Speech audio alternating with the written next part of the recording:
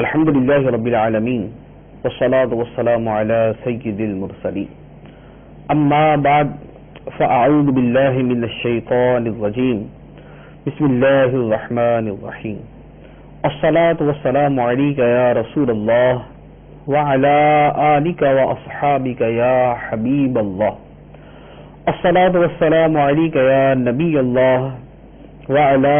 آلك وأصحابك يا نور الله۔ سرکار مدینہ صلی اللہ تعالی علیہ وآلہ وسلم کا فرمان عالی شان ہے، دعا آسمان و زمین کے درمیان معلق رہتی ہے اور اوپر نہیں چڑھتی جب تک نبی کریم صلی اللہ تعالی علیہ وآلہ وسلم پر درود نہ پڑھا جائے۔ صلو علی الحبیب صلی اللہ تعالی علی محمد صلی اللہ علیہ وسلم۔ فیضان قرآن کے آج کے اس سلسلے میں ہم سورہ مائدہ کی آیت نمبر 43 سے قرآن پاک کا درس سنیں گے۔ اللہ عز و جل ارشاد فرماتا ہے، بسم اللہ الرحمن الرحیم، وَكَيْفَ يُحَكِّمُونَكَ وَعِندَهُمُ التَّوْرَاةُ فِيهَا حُكْمُ اللَّهِ ثُمَّ يَتَوَلَّوْنَ مِن بَعْدِ ذَلِكَ وَمَا أُولَئِكَ بِالْمُؤْمِنِينَ۔ اور یہ آپ کو کیسے حاکم بنائیں گے حالانکہ ان کے پاس تورات موجود ہے جس میں اللہ کا حکم موجود ہے، اس کے باوجود یہ منہ پھیرتے ہیں اور یہ ایمان لانے والے نہیں ہیں۔ اس آیت مبارکہ سے پہلی آیت کے شان نزول اور اس کی تفسیر میں ہم نے عرض کیا تھا کہ رجم کی سزا کے بارے میں یہودی سرکار دو عالم صلی اللہ علیہ وآلہ وسلم کی بارگاہ میں آئے، اور جب نبی کریم صلی اللہ علیہ وآلہ وسلم نے انہیں اصل حکم ارشاد فرمایا تو انہوں نے ماننے سے انکار کر دیا۔ یہاں پر اسی سیاق و سباق میں بیان فرمایا جا رہا ہے کہ شادی شدہ مرد اور شادی شدہ عورت کے زنا کی سزا رجم کرنا ہے، اور یہ حکم تورات شریف میں بھی موجود ہے، اور یہ لوگ تورات پر ایمان لانے کے مدعی بھی ہیں، اور انہیں یہ بھی معلوم ہے کہ تورات میں یہ حکم موجود ہے۔ اب اس حکم کو نہ ماننا اور نبی کریم صلی اللہ علیہ وآلہ وسلم کی نبوت کے منکر ہوتے ہوئے آپ سے فیصلہ طلب کرنا، فرمایا کہ یہ نہایت ہی تعجب کی بات ہے۔ تو فرمایا کہ یہ کیسے آپ کو حاکم بنائیں گے حالانکہ ان کے پاس تورات موجود ہے جس میں اللہ کا حکم موجود ہے۔ تو جب ان کے پاس حکم بھی موجود ہے، تورات بھی موجود ہے، اور اس کو یہ تسلیم بھی کرتے ہیں، تو اب اسے چھوڑ کر آپ کی نبوت کا انکار کرنے کے باوجود آپ کو حاکم بنانا یہ نہایت تعجب کی بات۔ اس کے بعد تورات کی عظمت و شان کو بیان کرتے ہوئے اللہ عز و جل نے ارشاد فرمایا، اِنَّا أَنزَلْنَا التَّوْرَاةَ فِيهَا هُدًى وَنُورٌ يَحْكُمُ بِهَا النَّبِيُّونَ الَّذِينَ أَسْلَمُوا لِلَّذِينَ هَادُوا وَالرَّبَّانِيُّونَ وَالْأَحْبَارُ بِمَا اسْتُحْفِظُوا مِن كِتَابِ اللَّهِ وَكَانُوا عَلَيْهِ شُهَدَاءَ فلا تخشوا الناس واخشوني ولا تشتروا بآياتي ثمنا قليلا ومن لم يحكم بما انزل الله فاولئك هم الكافرون۔ بے شک ہم نے تورات نازل فرمائی جس میں ہدایت اور نور ہے، فرما بردار نبی اور ربانی علماء اور فقہا یہودیوں کو اسی کے مطابق حکم دیتے تھے، کیونکہ انہیں اللہ کی اس کتاب کا محافظ بنایا گیا تھا اور وہ اس کے خود گواہ تھے۔ تو لوگوں سے خوف نہ کرو اور مجھ سے ڈرو، اور میری آیتوں کے بدلے تھوڑی ذلیل قیمت نہ لو، اور جو اس کے مطابق فیصلہ نہ کریں جو اللہ نے نازل کیا تو وہی لوگ کافر ہیں۔ اس آیت مبارکہ میں جو چیزیں بیان کی گئیں، پہلی بیان فرمائی کہ اللہ تعالیٰ نے تورات نازل فرمائی اور تورات میں ہدایت اور نور ہے۔ یہ اللہ تعالیٰ کی ہر کتاب کی صفت ہے کہ اللہ تعالیٰ کی ہر کتاب نور بھی ہے اور ہدایت کا منبع بھی ہے۔ اس کے بعد فرمایا کہ فرما بردار نبی اور علماء اور فقہا جو حضرت موسیٰ علیہ الصلوۃ والسلام کے بعد آئے، بشمول حضرت موسیٰ علیہ الصلوۃ والسلام اور ان کے زمانے کے، وہ سارے کے سارے تورات کے مطابق یہودیوں کو ہدایت دیتے رہے اور ان کو سمجھاتے رہے۔ اور اب فرمایا موجودہ زمانے کے یہودیوں کے بارے میں کہ جنہوں نے تورات شریعت میں تحریف کی اور اس میں تغیر و تبدل کیا، ان کے بارے میں فرمایا کہ لوگوں کا ڈر نہ کرو اور مجھ سے ڈرو اور میری آیتوں کے بدلے تھوڑی ذلیل قیمت نہ لو۔ دنیاوی مفادات کی خاطر تورات شریف کے احکام کو نہ بدلو، نبی کریم صلی اللہ علیہ وآلہ وسلم کی عظمت و نبوت کو نہ چھپاؤ، اور جو احکام الہیہ اللہ عز و جل نے تورات میں بیان فرمائے ہیں اپنے مالی مفادات کی خاطر ان میں رد و بدل نہ کرو۔ اس کے بعد فرمایا وَكَتَبْنَا عَلَيْهِمْ فِيهَا أَنَّ النَّفْسَ بِالنَّفْسِ وَالْعَيْنَ بِالْعَيْنِ وَالْأَنفَ بِالْأَنفِ وَالْأُذُنَ بِالْأُذُنِ وَالسِّنَّ بِالسِّنِّ وَالْجُرُوحَ قِصَاصٌ فَمَن تَصَدَّقَ بِهِ فَهُوَ كَفَّارَةٌ لَهُ وَمَن لَّمْ يَحْكُم بِمَا أَنزَلَ اللَّهُ فَأُولَٰئِكَ هُمُ الظَّالِمُونَ۔ اور ہم نے تورات میں ان پر لازم کر دیا تھا کہ جان کے بدلے جان اور آنکھ کے بدلے آنکھ اور ناک کے بدلے ناک اور کان کے بدلے کان اور دانت کے بدلے دانت کا قصاص ہوگا اور تمام زخموں کا قصاص ہوگا۔ پھر جو دل کی خوشی سے خود کو قصاص کے لیے پیش کر دے تو یہ اس کا کفارہ بن جائے گا، اور جو اس کے مطابق فیصلہ نہ کرے جو اللہ نے نازل کیا تو وہی لوگ ظالم ہیں۔ اس آیت مبارکہ میں دو چیزیں بطور خاص بیان فرمائی گئی۔ پہلی چیز یہ بیان فرمائی کہ اللہ تبارک و تعالی نے تورات میں یہ حکم بیان فرمایا تھا کہ جان کے بدلے جان، آنکھ کے بدلے آنکھ، کان کے بدلے کان، ناک کے بدلے ناک اور زخموں کا قصاص لیا جائے گا۔ اگر ایک آدمی دوسرے کو قتل کرتا ہے تو قصاص میں اس کو قتل کیا جائے گا۔ اگر کوئی آدمی دوسرے کی آنکھ پھوڑ دیتا ہے یا اس کا کان جو ہے وہ کاٹ دیتا ہے یا اس کی ناک کاٹ دیتا ہے یا اس کی ناک کو زخمی کر دیتا ہے تو ان زخموں کا اور ان جرائم کا قصاص لیا جائے گا۔ اب یہ حکم جو ہے یہ تو تورات میں بیان فرمایا گیا، لیکن اب یہی حکم قرآن پاک میں بھی نقل کیا گیا۔ تو ہماری شریعت کا قاعدہ ہے کہ گزشتہ شریعتوں کے وہ احکام کہ جنہیں اللہ عز و جل نے بیان فرمایا اور انہیں منسوخ نہ فرمایا اور اس کے بارے میں کوئی یہ حکم ارشاد نہ فرمایا کہ یہ حکم ختم ہو چکا ہے، وہ ہماری شریعت کا بھی حکم ہوگا۔ تو یہاں پر جو حکم بیان کیا گیا یہ ہماری شریعت اسلامیہ کا بھی حکم ہے۔ اب جو یہاں حکم بیان کیا گیا چونکہ اس میں بہت ساری تفصیل ہے، اس کے بدلے میں اس کب کاٹا جائے گا، زخم کے بدلے میں زخم کب لگایا جائے گا، تو یہ فقہی کتابوں میں اس کی تفصیل دیکھی جا سکتی ہے۔ دوسری بات آیت مبارکہ میں ارشاد فرمائی فَمَن تَصَدَّقَ بِهِ فَهُوَ كَفَّارَةٌ لَهُ، جو دل کی خوشی سے خود کو قصاص کے لیے پیش کر دے تو یہ اس کے لیے کفارہ بن جائے گا۔ اس آیت مبارکہ کے حصے کے دو مفہوم بیان کیے گئے۔ ایک مفہوم تو یہ بیان کیا کہ جس آدمی نے دوسرے کو قتل کیا یا زخمی کیا اب وہ قصاص کے لیے اپنے آپ کو بخوشی پیش کر دیتا ہے گناہ کے وبال سے بچنے کے لیے، تو اب اس کا اپنے آپ کو بخوشی پیش کر دینا یہ اس کے گناہ کا کفارہ بن جائے گا۔ اور دوسرا مفہوم یہ بیان کیا کہ یہاں یہ فضیلت مقتول کے یا مقتول کے ورثہ یا اس زخمی آدمی کے لیے بیان کی گئی ہے جسے یہ حق دیا گیا کہ وہ قصاص لے، تو اسے فرمایا گیا کہ اگر وہ قصاص کو معاف کر دے گا تو یہ معاف کرنا اللہ عز و جل اس کی گناہوں کی معافی کا بھی ذریعہ بنا دے گا۔ اس کے بعد ارشاد فرمایا وَقَفَّيْنَا عَلَىٰ آثَارِهِمْ بِعِيسَى ابْنِ مَرْيَمَ مُصَدِّقًا لِمَا بَيْنَ يَدَيْهِ مِنَ التَّوْرَاةِ وَآتَيْنَاهُ الْإِنْجِيلَ فِيهِ هُدًى وَنُورٌ وَمُصَدِّقًا لِمَا بَيْنَ يَدَيْهِ مِنَ التَّوْرَاةِ وَهُدًى وَمَوْعِظَةً لِّلْمُتَّقِينَ، اور ہم نے ان نبیوں کے پیچھے ان کے نقش قدم پر عیسیٰ بن مریم کو بھیجا اس تورات کی تصدیق کرتے ہوئے جو اس سے پہلے موجود تھی، اور ہم نے اسے انجیل عطا کی جس میں ہدایت اور نور تھا، اور وہ انجیل اس سے پہلے موجود تورات کی تصدیق فرمانے والی تھی اور پرہیزگاروں کے لیے ہدایت اور نصیحت تھی۔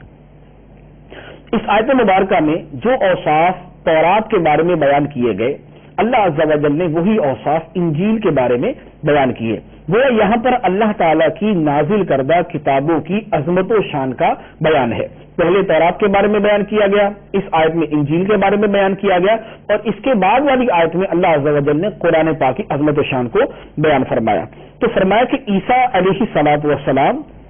اور انجیل یہ دونوں تورات شریف کے احکام کی تصدیق کرنے والے، تورات کی تصدیق کرنے والے کہ وہ اللہ کی کتاب اور اس کے احکام کو بیان کرنے والے ہیں۔ ہاں کچھ احکام حضرت عیسیٰ علیہ الصلوۃ والسلام نے تورات شریف کے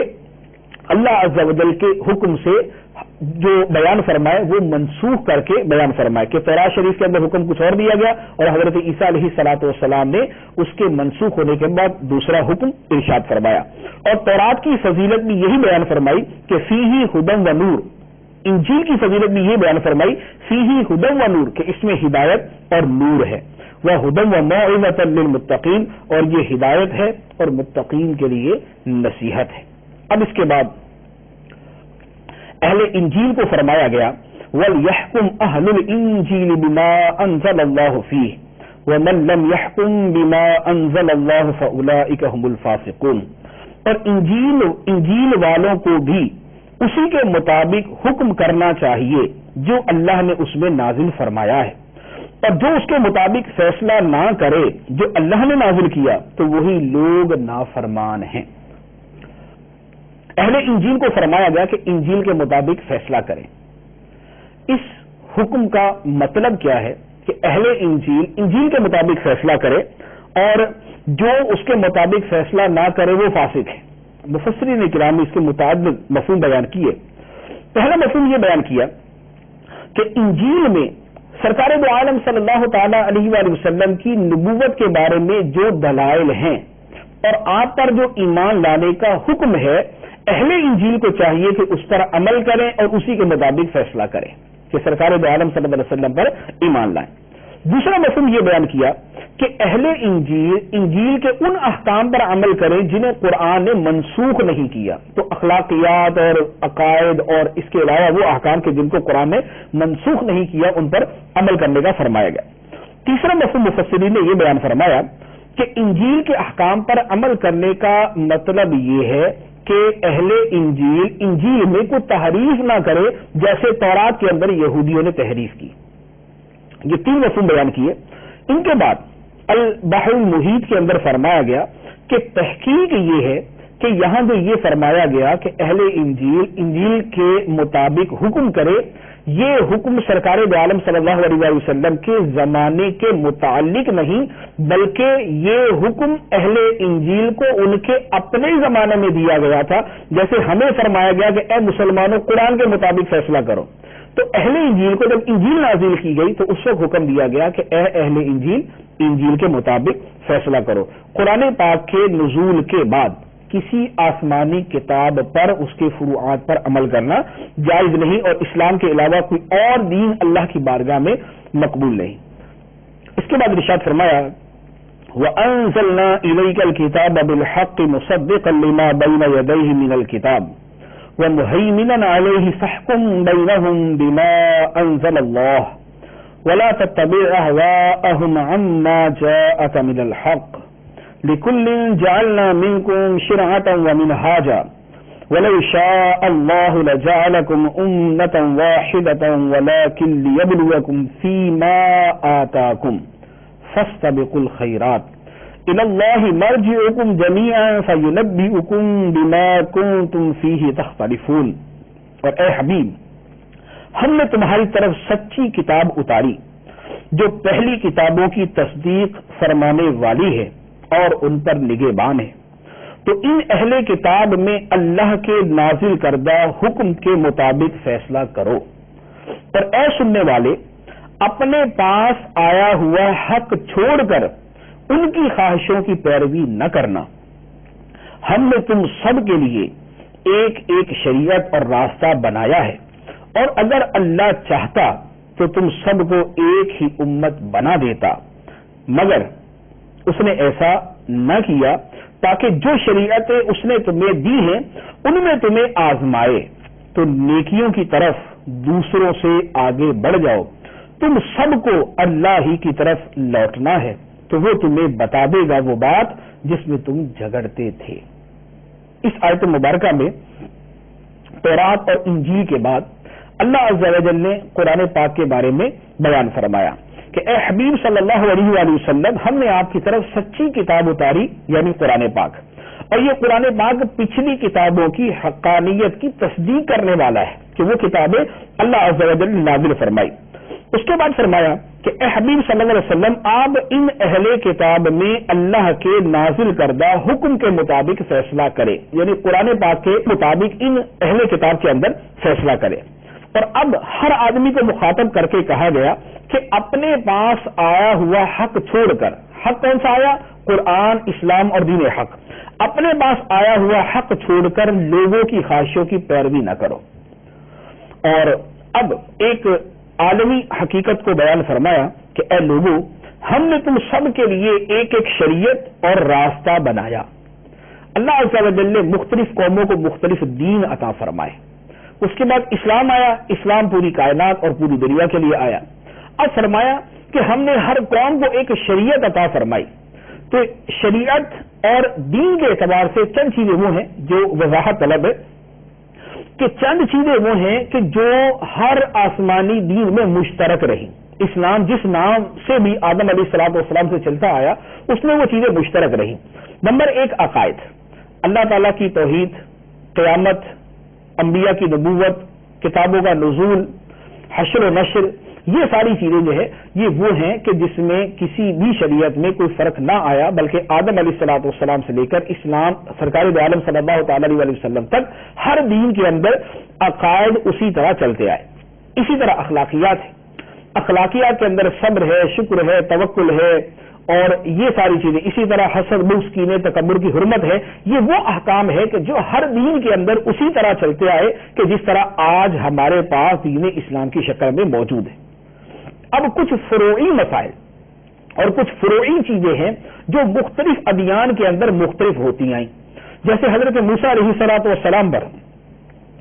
اور آپ کی شریعت میں مال غنیمت کو حرام قرار دیا گیا، ہماری شریعت کے اندر اس کو حلال قرار دے دیا گیا۔ ان کی شریعت کے اندر نمازوں کی تعداد مختلف تھی، نمازوں کا طریقہ مختلف تھا، نمازوں کے اندر پڑھے جانے والی اشیاء مختلف تھیں، اسی طرح ان کے روزوں کی تعداد مختلف تھی، اور ان کے مقابلے میں ہمارے دین کے اندر یہ احکام مختلف ہیں۔ تو یہ وہ فروعی احکام ہیں کہ جو ہر شریعت میں جدا ہوتے آئے، لیکن عقائد اور اخلاقیات کی تعلیم جو ہے یہ ہر شریعت کے اندر ایک ہی طریقے سے چلتی آئی۔ تو فرمایا کہ ہم نے تم میں سے ہر ایک کے لیے ایک ایک شریعت اور راستہ بنایا۔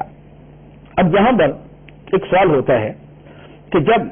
اللہ عز و جل قادر ہے کہ سب کو ایک ہی دین پر جمع کر دے اور سب کو ایک ہی شریعت پر چلا دے اور سب کو ایک ہی شریعت عطا فرمائے، تو اللہ تعالیٰ نے مختلف شریعتیں کیوں عطا فرمائی؟ اس کا جواب اللہ تبارک و تعالیٰ نے جو عطا فرمایا وہ جواب 20ویں جگہ پر کام آنے والا ہے۔ فرمایا کہ اگر اللہ چاہتا تو تم سب کو ایک امت بنا دیتا، لیکن اس کی اپنی حکمت کے تقاضے ہیں، جس کو وہ جانتا ہے، جو اسے معلوم ہے، اور وہ سب سے بڑھ کر علم والا ہے۔ تو اللہ عز و جل نے سب کو ایک شریعت نہ دی، سب کو ایک امت نہ بنایا، تو اس میں اللہ عز و جل کی حکمتیں ہیں، اور ان حکمتوں تک ہماری رسائی ہو جائے یہ ضروری نہیں۔ البتہ اللہ عز و جل نے یہ ارشاد فرمایا کہ اللہ تعالیٰ نے تمہیں مختلف شریعتیں اس لیے عطا فرمائی تاکہ وہ تمہیں آزمائے کہ جو شریعتیں اس نے تمہیں عطا فرمائی ہیں ان پر تم کس حد تک عمل کرتے ہو۔ جس کے زمانے میں جو شرعی احکام اس زمانے کے تقاضوں کے مطابق تھے وہ اسے عطا کیے گئے تاکہ یہ دیکھا جائے اور لوگوں کی جانچ اور آزمائش ہو کہ کون اللہ تعالیٰ کے احکام پر کتنا عمل کرتا ہے۔ اب ان تمام چیزوں کے بعد اللہ عز و جل نے ارشاد فرمایا فاستبقوا الخیرات، نیکیوں کے اندر ایک دوسرے سے سبقت لے جانے کی کوشش کرو، یعنی دوسری بحثوں میں پڑھنے کی بجائے کہ جن کے ساتھ انسان کا دین اور دنیا دونوں طرح کا کوئی نفع اور نقصان نہ ہو، ان بحثوں کو چھوڑ کر نیکیوں اور بھلائی کے کاموں کے اندر ایک دوسرے سے سبقت لے جانے کی کوشش کرو۔ تو فضولیات اور لغویات کو ترک کرنا یہ دین اسلام کے حسن میں سے ہے اور اللہ عز و جل کا حکم ہے۔ سرکار دو عالم صلی اللہ تعالی علیہ وسلم نے ارشاد فرمایا من حسن اسلام المرء ترکہ ما لا یعنی، اسلام کے حسن سے ہے کہ آدمی فضول باتوں کو چھوڑ دے۔ جن بحثوں میں اور جن کاموں میں انسان کے دین اور دنیا کا کوئی فائدہ نہیں ہے، ان کو چھوڑ کر نیکیوں اور بھلائی کے کاموں میں ایک دوسرے سے آگے بڑھنے کی کوشش کریں۔ اس کے بعد ارشاد فرمایا وَأَنِحْكُمْ بَيْنَهُمْ بِمَا أَنزَلَ اللَّهُ وَلَا تَتَّبِعْ أَهْوَاءَهُمْ وَاحْذَرْهُمْ أَن يَفْتِنُوكَ عَن بَعْدِ مَا أَنزَلَ اللَّهُ إِلَيْكَ فَإِن تَوَلَّوْا فَاعْلَمْ أَنَّمَا يُرِيدُ اللَّهُ أَن يُصِيبَهُم بِبَعْضِ ذُنُوبِهِمْ وَإِنَّ كَثِيرًا مِّنَ النَّاسِ لَفَاسِقُونَ۔ اور اے مسلمان، یہ کہ ان لوگوں کے درمیان اس کے مطابق فیصلہ کرو جو اللہ نے نازل فرمایا ہے، اور ان کی خواہشات کے پیچھے نہ چلو، اور ان سے بچتے رہو کہ کہیں وہ تمہیں اس کے بعض احکام سے ہٹا نہ دیں جو اللہ نے تمہاری طرف نازل کیے۔ پھر اگر وہ منہ پھیرے تو جان لو کہ اللہ انہیں ان کے بعض گناہوں کی سزا پہنچانا چاہتا ہے، اور بے شک بہت سے لوگ نافرمان ہیں۔ یہاں پر ہر ایک کو حکم دے دیا گیا کہ دین اسلام سے تعلق رکھنے والا ہر شخص قرآن کے مطابق فیصلہ کرے، لوگوں کی خواہشات پر نہ چلے، اور ارشاد فرمایا کہ جو لوگ خواہشات پر چلنے والے اور حکم الہی کو پسے پشت ڈالنے والے ہیں تو فرمایا کہ یہ فاسق اور نافرمان ہیں، اور اللہ تعالیٰ انہیں ان کے گناہوں کی سزا دینا چاہتا ہے۔ اس کے بعد فرمایا افحکم الجاہلیت یبغون ومن احسن من اللہ حکما لقوم یوقنون۔ تو کیا یہ لوگ جاہلیت کا حکم چاہتے ہیں، اور یقین والوں کے لیے اللہ سے بہتر کس کا حکم ہو سکتا ہے؟ کیا یہ لوگ جاہلیت کا حکم چاہتے ہیں، اور یقین والوں کے لیے اللہ سے بہتر کس کا حکم ہو سکتا ہے؟ اس آیت کا شان نزول یہ ہے کہ قبیلہ بنو نذیر اور قبیلہ بنو قریظہ، یہ مدینہ منورہ کے اندر دو قبیلے تھے۔ سرکار دو عالم صلی اللہ تعالی علیہ وسلم جب مدینہ منورہ تشریف لائے تو یہ لوگ حاضر ہوئے، اور قبیلہ بنو قریظہ نے کہا کہ یا رسول اللہ صلی اللہ علیہ وسلم، ہمارا دستور یہ چلتا آ رہا ہے کہ اگر بنو قریظہ کا کوئی آدمی بنو نذیر کے کسی آدمی کو قتل کر دے تو اب اسے اس کی دیت کے طور پہ یا اس کے کفارے کے طور پہ اسے 70 وسق کھجورے، یہ کھجوروں کی بہت بڑی مقدار ہے، یہ دینے پڑتے ہیں۔ اور اگر بنو نذیر کا کوئی آدمی قتل ہو جائے، بنو نذیر کا آدمی قتل ہوگا تو یہ 140 وسق جو ہے یہ وصول کرتے ہیں، یعنی دگنا وصول کرتے ہیں۔ سرکار دو عالم صلی اللہ تعالی علیہ وسلم نے فرمایا کہ یہ تو جاہلیت، میں حکم دیتا ہوں کہ دونوں قبیلوں کے افراد کا خون برابر ہے، کسی کو دوسرے پر فضیلت نہیں۔ یہ سن کر قبیلہ بنو نذیر کے لوگ بہت برہم ہوئے اور کہنے لگے کہ ہم آپ کے فیصلے سے راضی نہیں، آپ ہمارے دشمن ہیں اور ہمیں ذلیل کرنا چاہتے ہیں۔ اس پر یہ آیت نازل ہوئی اور فرمایا گیا کہ اللہ کے رسول صلی اللہ تعالی علیہ وسلم جو حکم دے رہے ہیں یہ تو اللہ کا حکم ہے، رسول کا حکم اللہ کا حکم ہے، اور اللہ سے بہتر کس کا حکم ہو سکتا ہے؟ تو کیا یہ لوگ جاہلیت کا حکم چاہتے ہیں کہ جو رسول کا حکم ہے اس کے برخلاف جو حکم ہے، جو رسول کی تعلیم کے برخلاف چیز ہے، وہ جاہلیت کے قبیل سے تعلق رکھتی ہے؟ تو اس پر یہ آیت مبارکہ نازل کی گئی۔ اس کے بعد ارشاد فرمایا یا ایھا الذین آمنوا لا تتخذوا اليہود والنصارى اولیاء بعضهم اولیاء بعض ومن يتولهم منکم فانہ منهم ان اللہ لا یہدی القوم الظالمین۔ اے ایمان والو، یہود و نصارہ کو دوست نہ بنا، وہ صرف آپس میں ایک دوسرے کے دوست ہیں، اور تم میں جو کوئی ان سے دوستی رکھے گا تو وہ انہی میں سے ہے، بے شک اللہ بے انصافوں کو راہ نہیں دیتا۔ اس آیت مبارکہ کا شان نزول اس طرح ہے، مشہور صحابی حضرت عبادہ بن صامت رضی اللہ تعالی عنہ اور مشہور منافق عبداللہ بن ابی، ان دونوں کے یہودیوں کے اندر بہت سارے دوست تھے۔ حضرت عبادہ بن صامت رضی اللہ تعالی عنہ نے ایک مرتبہ عبداللہ ابن ابی منافق سے کہا کہ یہودیوں میں میرے بہت بڑی تعداد میں دوست ہیں جو بڑی شوکت و قوت والے ہیں، اب میں ان کی دوستی سے بیزار ہوں، اور اللہ اور اس کے رسول صلی اللہ علیہ وسلم کے سوا میرے دل میں اور کسی کی محبت کی کوئی گنجائش نہیں۔ اس پر عبداللہ بن ابی نے کہا کہ میں تو یہودیوں کی دوستی سے بیزار نہیں ہو سکتا، پتہ نہیں کیسا زمانہ آ جائے، کیسے حالات آ جائے، کس کی مدد کی ضرورت پڑ جائے تو میں ان کی دوستی سے بیزار نہیں ہو سکتا۔ سرکار دو عالم صلی اللہ تعالی علیہ وآلہ وسلم کی بارگاہ میں جب یہ معاملہ آیا تو آپ علیہ الصلوۃ والسلام نے ارشاد فرمایا رئیس المنافقین عبداللہ ابن ابی سے، فرمایا کہ یہ یہودیوں کی دوستی کا دم بھرنا تیرا ہی کام ہے، عبادہ کا یہ کام نہیں ہو سکتا۔ اس پر یہ آیت مبارکہ نازل ہوئی جس میں فرمایا گیا کہ اے ایمان والو، یہود و نصارہ کو اپنا دوست نہ بناؤ، یہ ایک دوسرے کے دوست ہیں، تمہارے دوست نہیں، اور جو ان سے دوستی کرے گا وہ انہی میں سے ہے، وہ انہی کے ساتھ تعلق رکھنے والا۔ تو اس آیت مبارکہ میں یہود و نصارہ کے ساتھ دوستی کرنے سے منع کیا گیا، دلی دوستی ان کے ساتھ کرنا حرام، اسی طرح قلبی محبت ان کے ساتھ رکھنا حرام ہے، صرف اور صرف ظاہری دنیاوی تعلق ان کے ساتھ قائم کیا جا سکتا ہے کاروبار کے حوالے سے، اس طرح کے معاملات کے حوالے سے جس کا تعلق معاشرت یا معاملات کے ساتھ ہے، بقیہ قلبی محبت اور دوستی ان کے ساتھ یہ حرام۔ دنیا جہان کے اندر مسلمانوں کی ذلت و رسوائی آج اسی حکم پر عمل نہ کرنے کی وجہ سے، مسلمان خواہ وہ حکمرانوں سے تعلق رکھتے ہیں یا وہ عوام سے تعلق رکھتے ہیں، جب سے آپس میں پھوٹ، نفرت، دشمنی، انتشار اور افراتفری کا شکار اور غیروں کو اپنا دوست بلکہ اپنا آقا مان کر چلنے لگے، اس کے بعد سے مسلمانوں کا زوال شروع ہوا۔ اللہ عز و جل کے اس حکم پر عمل ہو تو یہ ذلت کے دن نہ دیکھنا پڑے۔ اس کے بعد ارشاد فرمایا فَتَرَى الَّذِينَ فِي قُلُوبِهِم مَّرَضٌ يُسَارِعُونَ فِيهِمْ يَقُولُونَ نَخْشَىٰ أَن تُصِيبَنَا دَائِرَةٌ فَعَسَى اللَّهُ أَن يَأْتِيَ بِالْفَتْحِ أَوْ أَمْرٍ مِّنْ عِندِهِ فَيُصْبِحُوا عَلَىٰ مَا أَسَرُّوا فِي أَنفُسِهِمْ نَادِمِينَ۔ تو جن کے دلوں میں مرض ہے تم انہیں دیکھو گے کہ یہود و نصارہ کی طرف دوڑے جاتے ہیں، کہتے ہیں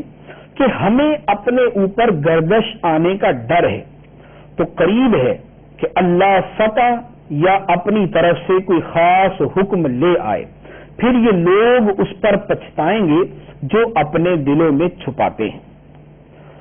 گزشتہ آیت میں بیان کیا گیا کہ عبداللہ ابن ابی منافق نے کہا تھا کہ پتہ نہیں کیسا زمانہ آ جائے، گردش زمانہ سے حالات خراب ہو سکتے ہیں، لہذا ہم تو ان کے ساتھ اپنی دوستی رکھتے ہیں۔ اس آیت میں فرمایا گیا کہ جن کے دلوں میں مرض ہے، منافقت کا مرض ہے، وہ یہود و نصارہ کو اپنا دوست بناتے ہیں اور کہتے ہیں کہ ہمیں زمانے کی گردش کا ڈر ہے، پتہ نہیں کیسا زمانہ آ جائے۔ اللہ عز و جل نے فرمایا کہ قریب ہے کہ اللہ تعالیٰ فتح لے آئے یا اپنی طرف سے کوئی حکم لے آئے تو پھر یہ ان سے دوستیاں کرنے والے اپنے کیے کے اوپر شرمندہ ہوں گے اور نادم ہوں گے۔ تو یہاں پر غیب کی خبر دی گئی کہ اللہ تعالیٰ فتح لے آئے، تو فتح مکہ ہوئی، مسلمان غلبہ اور قوت کے اندر آ گئے۔ اسی طرح اللہ تعالیٰ نے اپنی طرف سے امر کو ظاہر فرمایا۔ امر کو کیا ظاہر فرمایا کہ یہود سے سرزمین حجاز کو پاک کر دیا گیا، اور یا پھر منافقین کے راز کو کھول کر انہیں رسوا کر دیا گیا، تو اس وقت یہ اپنے کیے کے اوپر شرمندہ ہوئے۔ اس کے بعد فرمایا وَيَقُولُ الَّذِينَ آمَنُوا أَهَٰؤُلَاءِ الَّذِينَ أَقْسَمُوا بِاللَّهِ جَهْدَ أَيْمَانِهِمْ، اور ایمان والے کہیں گے کیا یہی ہیں وہ لوگ جنہوں نے اللہ کی بڑی پکی قسمیں کھائی تھی کہ وہ تمہارے ساتھ، تو ان کے اعمال برباد ہو گئے، پس یہ نقصان اٹھانے والوں میں سے ہو گئے۔ یعنی فرمایا کہ جب منافقین کا پردہ کھل جائے گا اور ان کی منافقت آشکار ہو جائے گی تو اس وقت مسلمان کہیں گے کہ کیا یہ وہی لوگ ہیں جو اللہ کی بڑی قسمیں کھا کھا کے کہتے تھے کہ ہم تمہارے ساتھ ہیں، لیکن ان کے دل مسلمانوں کے ساتھ نہ تھے بلکہ ان کے دل تو کفار کے ساتھ تھے۔ تو آج ان کا پردہ افشا ہو گیا، آج ان کا پردہ کھل گیا۔ اس کے بعد فرمایا یا ایھا الذین آمنوا من یرتد منکم عن دینہ فسوف یأتی اللہ بقوم یحبهم ویحبونہ اذلۃ علی المؤمنین اعزۃ علی الکافرین یجاہدون فی سبیل اللہ ولا یخافون لومۃ لائم ذلک فضل اللہ یؤتیہ من یشاء واللہ واسع علیم۔ اے ایمان والو، تم میں جو کوئی اپنے دین سے پھرے گا تو ان قریب اللہ ایسی قوم لے آئے گا جن سے اللہ محبت فرماتا ہے اور وہ اللہ سے محبت کرتے ہیں، مسلمانوں پر نرم اور کافروں پر سخت ہیں، اللہ کی راہ میں جہاد کرتے ہیں اور کسی ملامت کرنے والے کی ملامت سے نہیں ڈرتے، یہ اچھی سیرت اللہ کا فضل ہے، جسے چاہتا ہے عطا فرما دیتا ہے، اور اللہ وسعت والا، علم والا ہے۔ چونکہ منافق کافروں سے دوستی ایمان کے ضیاع کا سبب بن سکتی ہے، لہذا یہاں پر اسی مناسبت کے ساتھ فرمایا گیا، اے ایمان والو، تم میں جو کوئی اپنے دین سے پھر جائے تو اللہ تعالیٰ کو کوئی پرواہ نہیں۔ اگر وہ اپنے دین سے پھر جاتا ہے، مرتد ہو جاتا ہے، دین کو چھوڑ دیتا ہے، تو فرمایا کوئی پرواہ نہیں، اللہ تعالیٰ ایسی قوم کو لے آئے گا کہ جن سے اللہ خود محبت فرماتا ہے اور وہ قوم اللہ سے محبت کرتی ہے۔ تو جب بھی اللہ تعالیٰ کے دین سے کوئی ہٹتا ہے تو دین کو فرق نہیں پڑتا، اللہ عز و جل دوسری قوم کو پیدا فرما دیتا ہے۔ یہاں پر مسلمانوں کی ایک قوم کے بڑے پیارے اوصاف کو بیان کیا گیا۔ ان اوصاف کے حاملین کون ہیں اور یہ کن کے بارے میں ہے، اس کے بارے میں متعدد اقوال ہیں۔ ایک قول یہ ہے کہ اس آیت مبارکہ میں جن حضرات کے اوصاف بیان کیے گئے ان سے مراد سیدنا صدیق اکبر رضی اللہ تعالی عنہ اور آپ کے ساتھی ہیں۔ بعض مفسرین نے فرمایا کہ اس سے مراد حضرت ابو موسیٰ اشعری رضی اللہ تعالی عنہ اور ان کی قوم ہے۔ بعض نے فرمایا کہ اس سے مراد اہل یمن ہے، اور بعض نے کہا کہ اس سے مراد انصار ہیں، اور تحقیق یہ ہے کہ یہ سارے حضرات ہی اس آیت کے مصداق میں داخل ہیں۔ اب جو یہاں پر ان کے اوصاف بیان کیے گئے وہ اوصاف قابل توجہ ہیں۔ پہلا وصف بیان فرمایا کہ اللہ ان سے محبت فرماتا ہے، اور دوسرا وصف یہ اللہ سے محبت کرتے ہیں،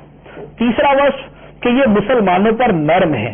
چوتھا وصف کہ یہ کافروں پر سخت ہیں، پانچواں وصف یہ اللہ کی راہ میں جہاد کرتے ہیں، اور چھٹا وصف کہ یہ کسی ملامت کرنے والے کی ملامت کی پرواہ نہیں کرتے، راہ خدا میں انہیں ملامت اٹھانی پڑے، احقاق حق کے لیے، ابطال باطل کے لیے، باطل کے سامنے کھڑا ہونے کے لیے اور حق کی سربلندی کے لیے اگر انہیں ملامت سننی پڑے تو یہ ملامت کو برداشت کرتے ہیں اور اللہ عز و جل کی رضا کی خاطر اسے بھی قبول کرتے ہیں۔ تو یہ ایک کامل مسلمان کے اوصاف ہے۔ اس کے بعد فرمایا انما ولیکم اللہ ورسولہ والذین آمنوا الذین یقیمون الصلاۃ ویؤتون الزکاۃ وہم راکعون، تمہارے دوست صرف اللہ اور اس کا رسول اور ایمان والے ہیں جو نماز قائم کرتے ہیں اور زکوٰۃ دیتے ہیں اور اللہ کے حضور جھکے ہوئے ہیں۔ اس آیت مبارکہ کا شان نزول اس طرح ہے،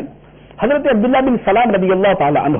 سرکار دو عالم صلی اللہ علیہ وسلم کی بارگاہ میں آئے اور عرض کیا، یا رسول اللہ صلی اللہ علیہ وسلم، ہماری قوم نے ہمیں چھوڑ دیا، مسلمانوں سے ہم دور رہتے ہیں، اس وجہ سے ان کی صحبت بھی نہیں اٹھا سکتے، اس حوالے سے ہم پریشان ہیں۔ اس پر یہ آیت مبارکہ نازل ہوئی اور فرمایا گیا کہ اگر تمہاری قوم نے تمہیں چھوڑ دیا تو تمہیں کس بات کا ڈر ہے؟ تمہارا دوست اللہ ہے اور اللہ کا رسول ہے، اور سچے ایمان والے تمہارے دوست ہیں۔ اس کے بعد ارشاد فرمایا وَمَن يَتَوَلَّ اللَّهَ وَرَسُولَهُ وَالَّذِينَ آمَنُوا فَإِنَّ حِزْبَ اللَّهِ هُمُ الْغَالِبُونَ، اور جو اللہ اور اس کے رسول اور مسلمانوں کو اپنا دوست بنائے تو بے شک اللہ ہی کا گروہ غالب ہے۔ جو اللہ اور اس کے رسول اور مسلمانوں کو دوست بناتا ہے تو یہ اللہ کا گروہ ہے اور اللہ کا گروہ ہی غالب ہے۔ اللہ عز و جل ہمیں اپنے احکام پر عمل کرنے کی توفیق عطا فرمائے، آمین بجاہ النبی الامین صلی اللہ تعالی علیہ وسلم۔